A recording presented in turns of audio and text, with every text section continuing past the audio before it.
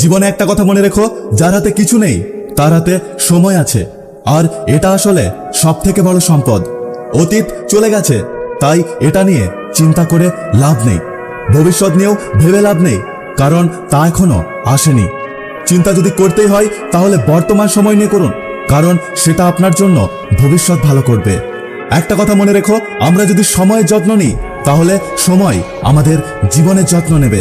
আগের নষ্ট করা সময়ের জন্য এখন আফসোস করলে এখনকার সময়টাও নষ্ট হবে।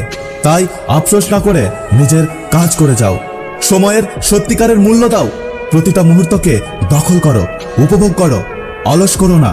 যে কাজ আজ করতে পারো তা কালকের জন্য ফেলে রেখো না। তুমি যা কিছু খরচ করো, সময় তার মধ্যে সবচেয়ে দামি।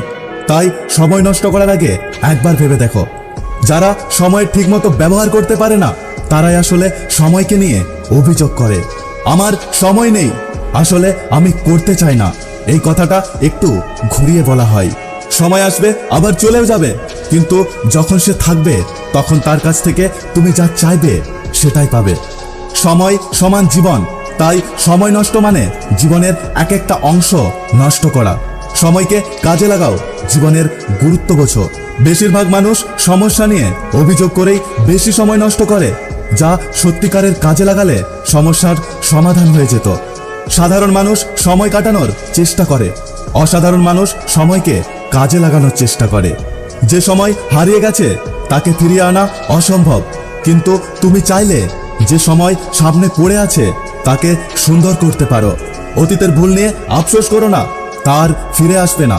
তার বদলে বর্তমানকে এমন সুন্দর করে সাজাও যেন ভবিষ্যতের কথা মনে করে আফসোস না করতে হয়।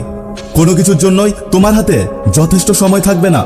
যদি কোনো কিছু তোমার কাছে গুরুত্বপূর্ণ মনে হয় তবে অন্য জিনিস করা বাদ দিয়ে তুমি সময় বের করে সেটা করবে।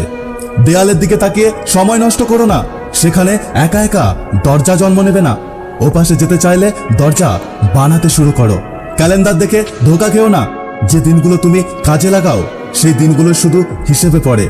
কেউ পুরো এক বছরে মাত্র এক সপ্তাহ কাজ করে, আর কেউ বা মাত্র এক সপ্তাহে পুরো এক বছরের সমতুল্য কাজ করে। সময়কে যদি ঠিকমতো ব্যবহার করা যায় তবে কাউকে সময় নিয়ে অভিযোগ করতে হবে না। তুমি যদি সময়কে ঠিকমতো ব্যবহার করো তবে কাজের পরিমাণ দেখে তুমি নিজেই অবাক হয়ে যাবে। যে লোক জীবনে 1 ঘন্টা নষ্ট করার সাহস দেখায় সে আসলে জীবনের মূল্য এখনো বুঝতেই পারেনি। সবসময় ব্যস্ত থাকাই শেষ কথা নয়, পিঁপড়াও সারাদিন ব্যস্ত থাকে। এমন কিছুর পেছনে সময় দাও যা আসলেই কাজে লাগবে। যদি ভিডিওটি ভালো লাগে পাশে থাকবেন, আর হ্যাঁ, নিজের খেয়াল অবশ্যই রাখবেন। দেখা হচ্ছে পরের ভিডিওতে, ততক্ষণ সুস্থ থাকবেন। Take care.